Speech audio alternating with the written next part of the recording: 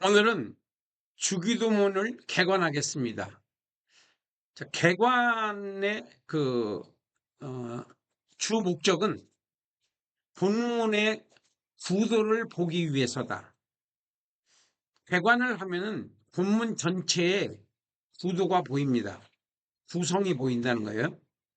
그래서 주기도문은 5절로 되어 있는데 이 5절이 어떻게 구조가 짜여져 있는지를 한번 먼저 말씀을 드릴 텐데, 어,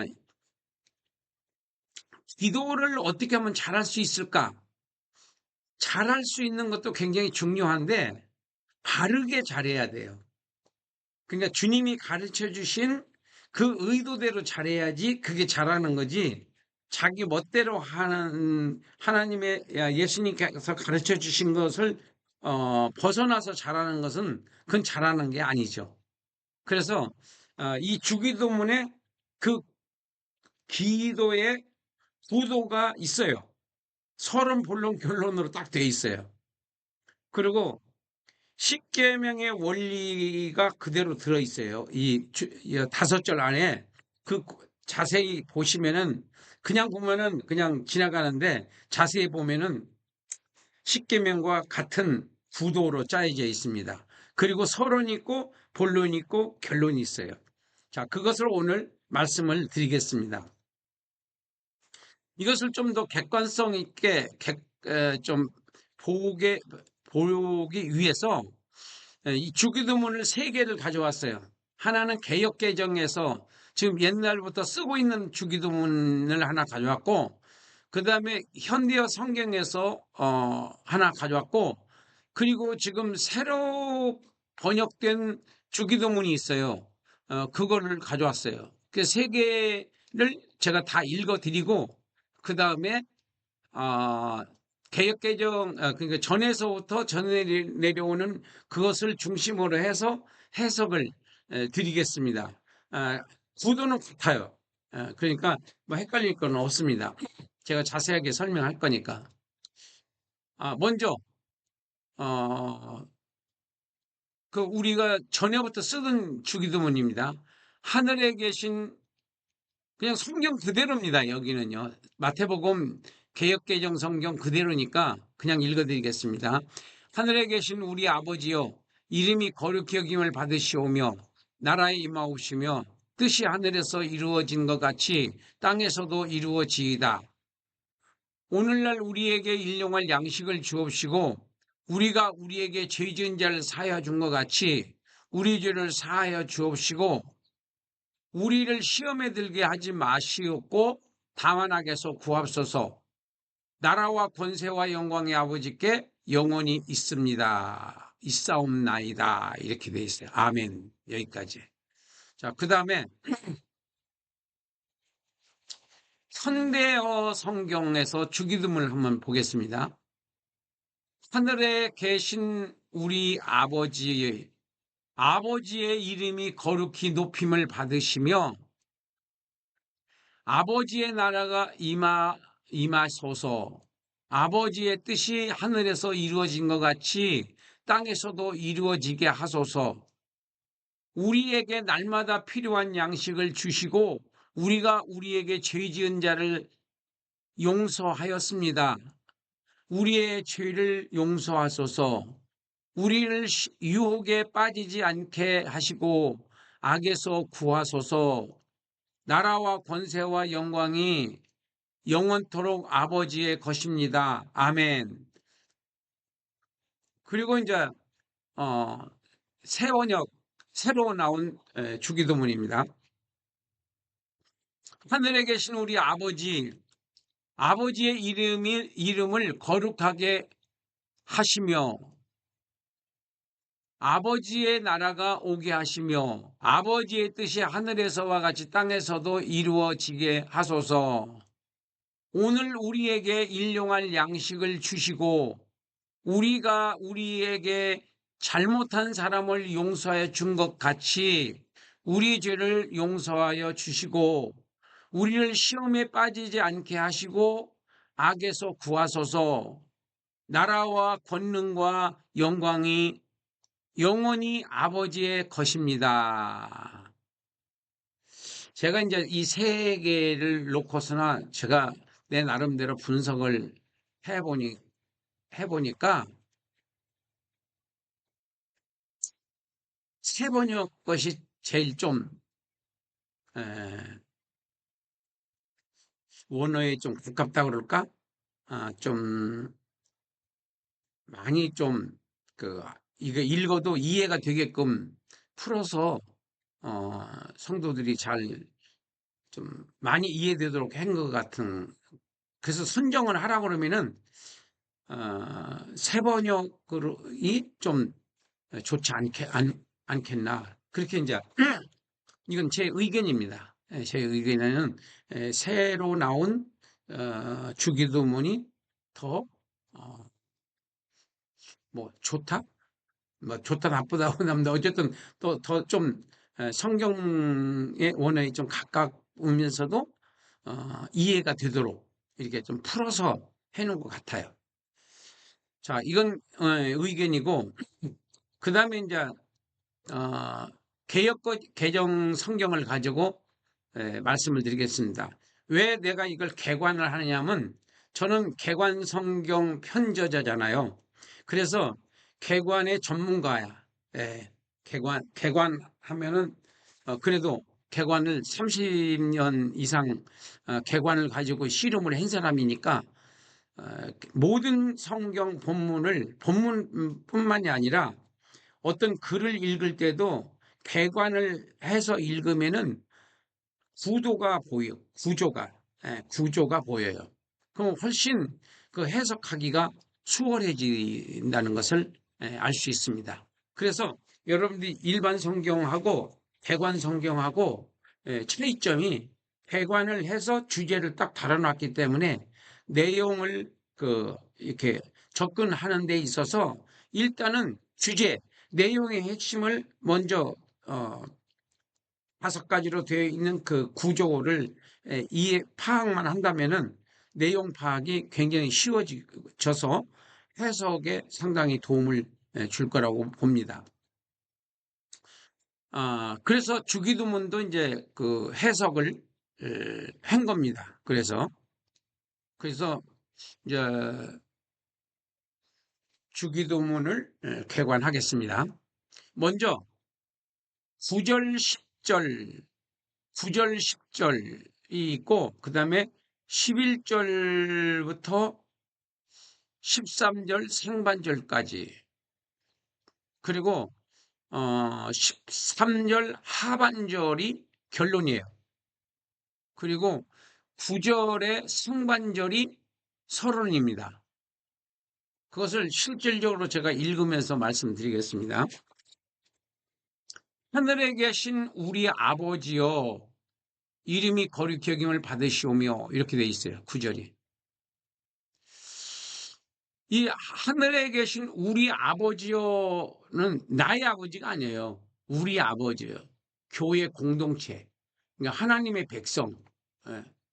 하나님과의 나와의 관계 설정을 먼저 해야 돼요. 예수님께 그렇게 가르쳤어요. 하늘에 계신 우리 아버지여 하라고. 우리 아버지, 우리 아버지, 하늘에 계신 우리 아버지. 너희 아버지야? 믿지 않는 사람들은 마귀가 아버지입니다. 믿는 사람들은 여호와 하나님이 우리 아버지예요. 우리 아버지. 우리 아버지가 누군 줄 알아? 이렇게 얘기할 수 있잖아요. 우리 아버지가 누군 줄 알아? 너 까불지 마. 우리 아버지가 하나님이야. 너 나한테 대들면 안 돼. 나 못 이겨. 우리 아버지가 하나님이야. 이런 개념을 가지고 우리 아버지, 하늘에 계신 우리 아버지요. 하늘에 계신 우리 아버지요. 이렇게. 그리고 먼저 하나님께 우리가 영광을 돌리는데 이름이 거룩히 여김을 받으시오며 이게 이제 서론이거든요. 서론이면서 그 구절 한 절 전체가 들어가 있는데, 이름이 거룩히 여김을 받으시오며, 하나님과 나와의 관계가 설정됐으면은 그 다음에 이름이 거룩히 여김을, 이 말 안에는 세상에서의 구별, 피조물과 창조주와의 구별, 경외가 뭐냐면은 경외심이 있어야 돼요. 경외, 두렵고 떨림으로 섬긴다고 하는 그 경외. 그 다음에 예, 존중하고 경외한, 예, 그, 어, 경외, 이렇게, 어, 그 뭐라 그럴까요? 경외라고 하는 말은 잠언에 여호와를 경외하는 것이 지혜와 지식의 근본이다, 이렇게 나가잖아요. 그 말씀대로 보면은 일단은 하나님을 두렵고 떨리는 마음으로 존경심을 가지고 하나님의 이름을 우리가 불러야 된다. 하나님, 우리 아버지, 하늘에 계신 우리 아버지는 거룩하신 분이고 구별되신 분이고, 그 다음에 경외할 만한 분이시고 존경하실 만한 분이십니다. 이게 하늘에 계신 우리 아버지 이름이 거룩히 여김을 받으시오며예요. 예. 하늘에 계신 우리 아버지여 이름이 거룩히 여김을 받으시오며, 이 말은 하나님은 우리 아버지, 그리고 관계가, 그 다음에 이름이 피조물과 창조주와의 구별, 그리고 경외, 두렵고 떨림으로 하나님의 이름을 함부로 부르지 마라. 예, 부를 때는 경외심을 가지고 존경하는 마음을 가지고 불러라. 구별, 경외, 존경. 구별, 경외, 존경스러운 말로 하나님을 우리 아버지요. 그 아버지를 하찮게 여기는 분들은 육신의 아버지를 경외하지 못하면은 하나님 아버지를 어떻게 경외하겠어요? 아버지가 약점이 많더라도 자기를 낳아 키워주신 그 육신의 아버지를 존경스럽지는 않지만은 그래도 존경하는 마음을 가지고 대해야 하는 게, 그게 자식된 도리다. 저는 그렇게 봅니다. 저도 그렇게 살지는 못했어요. 제가 그때 예수 믿지 않았을 때이기 때문에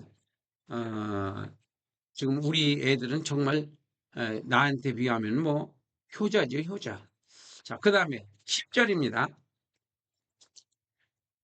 나라가 임하옵시며 뜻이 하늘에서 이루어진 같이 땅에서도 이루어지이다. 땅에서도 이루어지이다. 자, 여기에서 우리가 굉장히 헷갈리고 함정이 많고 그 다음에 모르고 그냥 지나가 버려요. 이게 무슨 뜻인지 모르고. 그렇기 때문에 기도를 헛다리 짚는 거죠.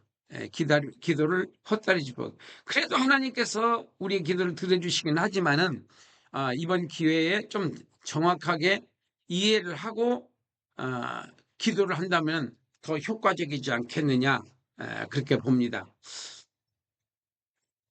나라가 임하오시며, 이거 나라가 임하오시며, 하나님의 나라는 지금 우리 지금 하늘나라의 그 3층청에 있는 그 천국 말하는 겁니다. 거기는 하나님이 통치하시는 대로 통치가 이루어집니다. 근데 이 세상은 권세를 마귀가 잡고 있기 때문에 그 통치가 이루어지지 않아요. 근데 예수님께서는 그 통치를 이루기 위해서 세계복음화라는 것이 하나님이 통치하시는 나라.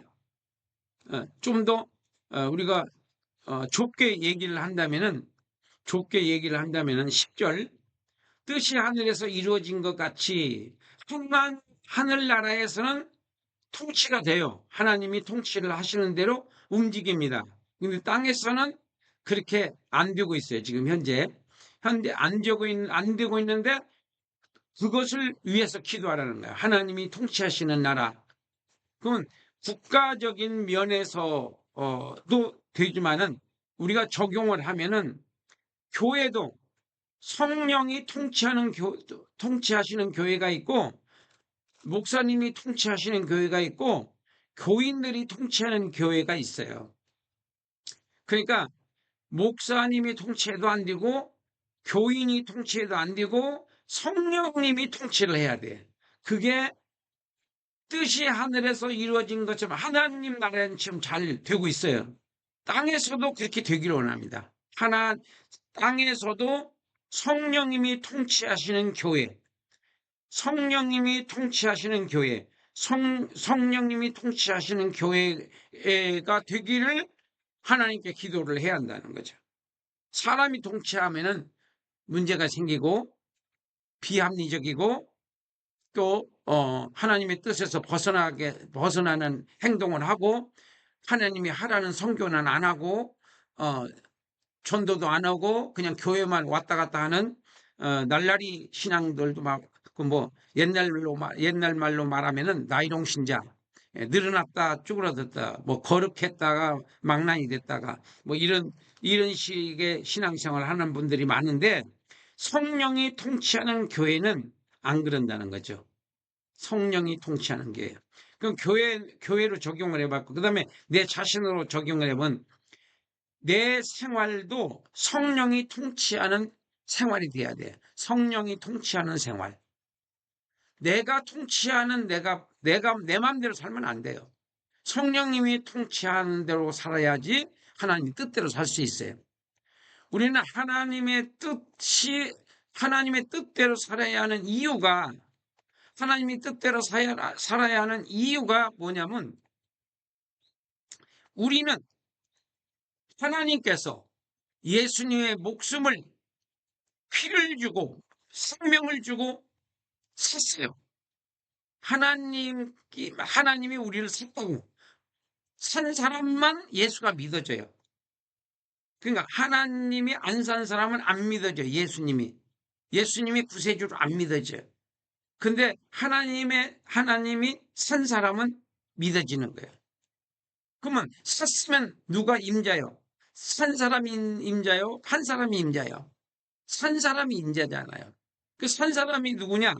산 분이 하나님이야. 뭘 주고 우리를 샀어요? 예수님의 목숨을 주고 샀어요. 그래서 우리는 누구 거야? 하나님 거야. 하나님의 재산, 하나님의 기업, 하나님의 뜻을 이루기 위해서 나를 샀어요.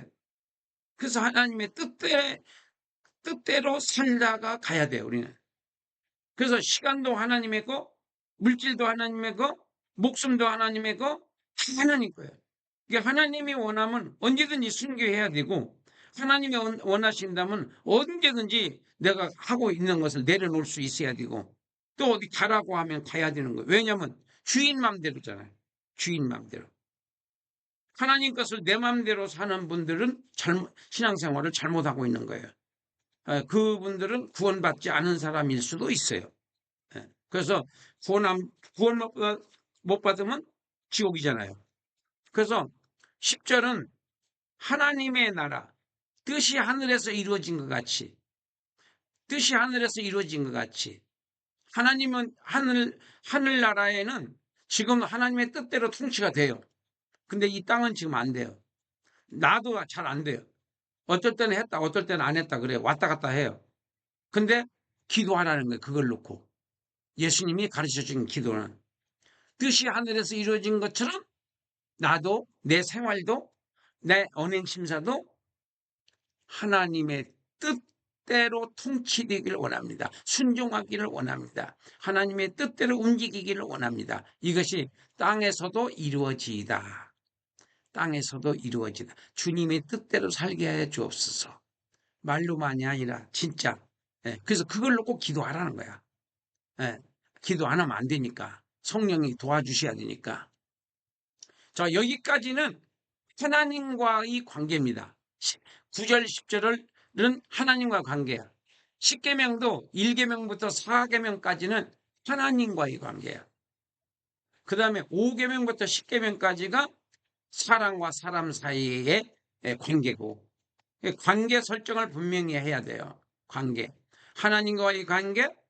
그래서 너희는 먼저 그 나라와 그 일을 구하라 라고 하셨듯이 먼저 하나님과의 관계 설정과 하나님의 뜻을 먼저 확인하고 살펴보고 그 다음에 우리가 11절로 갑니다.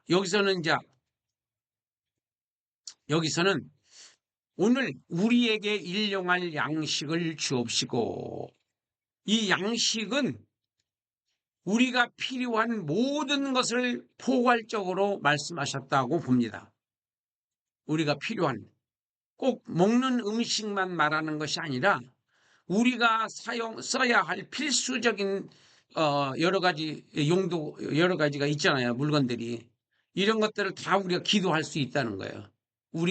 오늘 우리에게 일용할 양식을 주시옵고, 그 먹는 음식만 국한된 말씀이 아니라는 거예요. 포괄적으로 우리가 살아가면서 필요한 것들을 하나님께 다 구할 수 있다는 거예요. 그 다음에 두 번째, 첫 번째가 일용할 양식, 생활 필요한 것. 그 다음에 죄 문제입니다. 이게 우리가 우리에게 죄 지은 자를 사하여 준 것 같이 우리 죄를 사하여 주시옵고, 그러니까 내 죄를 먼저 용서해 달라고 하는 것이 아니고, 내가 이웃이 나한테 죄 지은 거, 억하심정 있는 거, 부부지간에 말다툼한 거, 이런 거 얽히고 설킨 것들을 내가 용서를 해주면은 하나님도 내 죄를 용서해주고, 내가 용서를 안 해주면은 하나님도 내 죄를 용서해주지 않는다. 이렇게 이해를 하시면 좀 빠를 것 같아요. 우리가 우리에게 죄 지은 자를 사하여 준 것 같이 우리 죄를 사하여 주시옵고, 이 말을 우리가 알기 쉬운 말로 말하면, 내가 이웃과 부부간에 쌓인 것들을 내가 풀면은 하나님과 나와의 관계에 얽혀 있는 것들이 풀어질 것이고, 내가 안 풀면은 하나님도 안 풀어주신다. 이렇게 이제 이해를 하면은 좋을 것 같아요. 그 다음에 세 번째가, 우리를 시험에 들게 하지 마시옵고, 13절입니다. 13절. 우리를 시험에 들게 하지 마시옵고, 다만 악에서 구하옵소서. 여기는 두 가지로 나눠서 보시면 좋겠어요.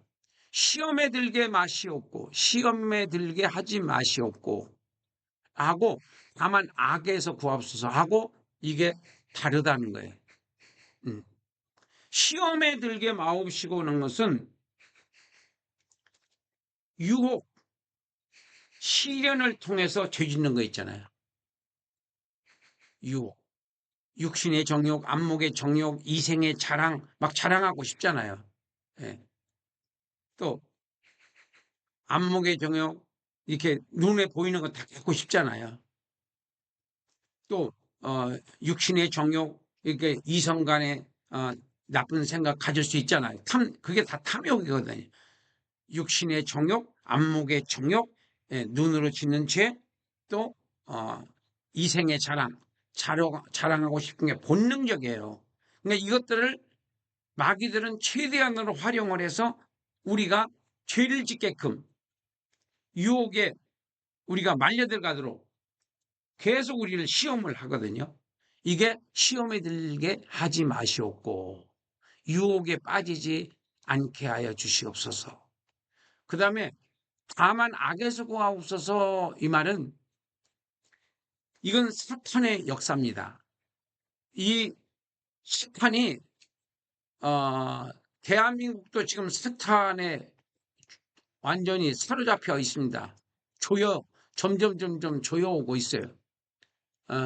근데 이런 것들을 위해서 기도하라는 거예요. 내가 어, 죄를 지기 싫은데 죄를 지어요. 왜냐하면은 내가 평상시에 기도 안 하면은 기도 안 하고 평상시에 그냥 일반 생활을 하다가 보면은 마귀에게 사로잡혀요. 찬송도 잘 안 나와요. 기도도 잘 안 나와요. 서먹서먹해요. 이렇게 되면은 이 사람은 지금 마귀에게 사로잡혀 가고 있는 거예요.